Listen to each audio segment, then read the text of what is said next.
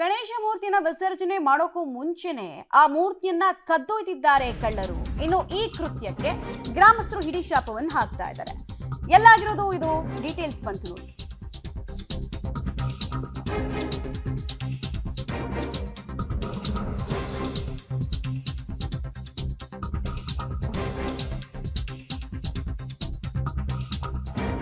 ಮದ್ದೂರಿನ ಸೋಂಪುರದಲ್ಲಿ ನಡೆದಂತಹ ಘಟನೆ ಇದು. ಇವತ್ತು ವಿಜೃಂಭಣೆಯಿಂದ ಗಣೇಶ ಮೂರ್ತಿಯನ್ನ ವಿಸರ್ಜನೆ ಮಾಡಬೇಕು ಅಂತ ಗ್ರಾಮಸ್ಥರೆಲ್ಲ ಪ್ಲಾನ್ ಹಾಕೊಂಡಿದ್ರು.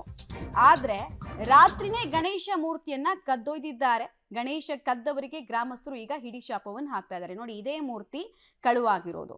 ಆಕ್ಚುಲಿ ತಮಿಳ್ನಾಡಲ್ಲಿ ಒಂದು ನಂಬಿಕೆ ಇದೆ, ವಿನಾಯಕರನ್ನ ಈ ರೀತಿ ಗಣೇಶ ಉತ್ಸವ ಅಥವಾ ಎಲ್ಲಾದ್ರೂ ಪ್ರತಿಷ್ಠಾಪನೆ ಮಾಡಿದ್ರೆ ಅದನ್ನ ತೆಗೆದುಕೊಂಡು ಹೋಗ್ಬೇಕು, ವಿಸರ್ಜನೆಗೆ ಮುಂಚೆನೆ ಕದ್ಕೊಂಡು ಹೋಗ್ಬೇಕು. ಕದ್ಕೊಂಡು ಹೋದ್ರೆ ಅದು ಸ್ಟ್ರಾಂಗ್ ಆಗಿರುತ್ತೆ, ಅದು ಪವರ್ಫುಲ್ ಇರುತ್ತೆ, ಬೇಡಿದ್ದೆಲ್ಲ ಕೊಡುತ್ತೆ ಅನ್ನುವಂಥ ಒಂದು ನಂಬಿಕೆ ಇದೆ. ಆ ಥರದ್ದು ಯಾರಾದ್ರೂ ನಂಬಿಕೆ ಇಟ್ಕೊಂಡಿರೋರು ಮಾಡಿದ್ರೆ ಅಥವಾ ಕಿಡಿಗೇಡಿ ಕೃತ್ಯಕ್ಕೆ ಮಾಡಿದ್ರೆ ಗೊತ್ತಿಲ್ಲ. ಅಂದ್ರೆ ಗ್ರಾಮಸ್ಥರು ಮಾತ್ರ ಸಿಟ್ಟಾಗಿದ್ದಾರೆ. ಯಾರ ಕೃತ್ಯವನ್ನು ಎಸಗಿರೋರು ಅವ್ರ ವಿರುದ್ಧ ಆಕ್ರೋಶವನ್ನು ವ್ಯಕ್ತಪಡಿಸ್ತಾ ಇದ್ದಾರೆ. ಡೀಟೇಲ್ಸ್ ಕೊಡ್ತಾರೆ ರೋಹಿತ್.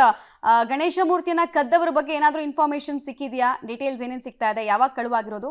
ಮಂಡ್ಯ ಜಿಲ್ಲೆಯ ಮದ್ದೂರು ತಾಲೂಕಿನ ಸೋಂಪುರ ಗ್ರಾಮದಲ್ಲಿ ಗಣೇಶ ಚತುರ್ದಶಿಯ ದಿನದಂದು ಗಣೇಶನ ಪ್ರತಿಷ್ಠಾಪನೆ ಮಾಡಲಾಗಿತ್ತು. ಅವತ್ತಿನಿಂದ ಇವತ್ತಿನವರೆಗೂ ಕೂಡ, ಅಂದ್ರೆ ಕಳೆದ ರಾತ್ರಿವರೆಗೂ ಕೂಡ ಪೂಜೆಯನ್ನ ಮಾಡ್ಕೊಂಡ್ ಬರ್ಲಾಗ್ತಾ ಇತ್ತು. ನಿನ್ನೆ ರಾತ್ರಿ ಮಹಾಮಂಗಳಾರತಿ ಆದ ಬಳಿಕವಾಗಿ ಎಲ್ಲರೂ ಸಹ ಅವರವರ ಮನೆಗೆ ಹೋಗಿರುವಂತದ್ದು. ಇದಾದ ಬಳಿಕವಾಗಿ ಬೆಳಗ್ಗೆ ನೋಡುವಂತಹ ಸಂದರ್ಭದಲ್ಲಿ ಗಣೇಶನ ಮೂರ್ತಿ ಕಂಡಿಲ್ಲ. ಹೀಗಾಗಿ ಗ್ರಾಮಸ್ಥರು ಸಹ ಒಂದ್ ರೀತಿಯಾಗಿ ಆತಂಕವನ್ನ ವ್ಯಕ್ತಪಡಿಸ್ತಾ ಇದ್ದಾರೆ. ಯಾಕಂದ್ರೆ ಈಗಾಗಲೇ ನಾಗಮಂಗಲದ ಗಲಭೆಯ ವಿಚಾರವಾಗಿ ಸಾಕಷ್ಟು ಒಂದ್ ರೀತಿಯಾಗಿ ಅಶಾಂತಿಯ ವಾತಾವರಣ ನಿರ್ಮಾಣವಾಗಿದೆ. ಅದೇ ರೀತಿಯಂತ ವಾತಾವರಣ ನಿರ್ಮಾಣಕ್ಕೋಸ್ಕರವಾಗಿ ಈ ರೀತಿಯಾದ ಕೆಲಸ ಮಾಡಿದ್ದಾರೆ, ಅಥವಾ ಬೇರೆ ಯಾವುದಾದ್ರೂ ಒಂದಷ್ಟು ಮೂಢನಂಬಿಕೆಗಳ ವಿಚಾರವಾಗಿ ಗಣಪತಿಯ ಮೂರ್ತಿಯನ್ನ ತೆಗೆದುಕೊಂಡು ಹೋಗಿದ್ದಾರೆ ಅಂತೇಳಿ ಕೂಡ ಗ್ರಾಮಸ್ಥರಲ್ಲಿ ಸಾಕಷ್ಟು ಗೊಂದಲವನ್ನು ಇರುವಂತದ್ದು. ಈ ಬಗ್ಗೆ ಪೊಲೀಸ್ ಠಾಣೆಗೂ ಕೂಡ ದೂರು ನೀಡಬೇಕು ಅನ್ನೋ ನಿಟ್ಟಿನಲ್ಲಿ ಗ್ರಾಮಸ್ಥರು ಇದೀಗ ಮುಂದಾಗಿರುವಂತದ್ದು. ಮಮತಾ. ಆಲ್ ರೈಟ್, ಧನ್ಯವಾದ ರೋಹಿತ್ ತಮ್ಮ ಮಾಹಿತಿಗಾಗಿ.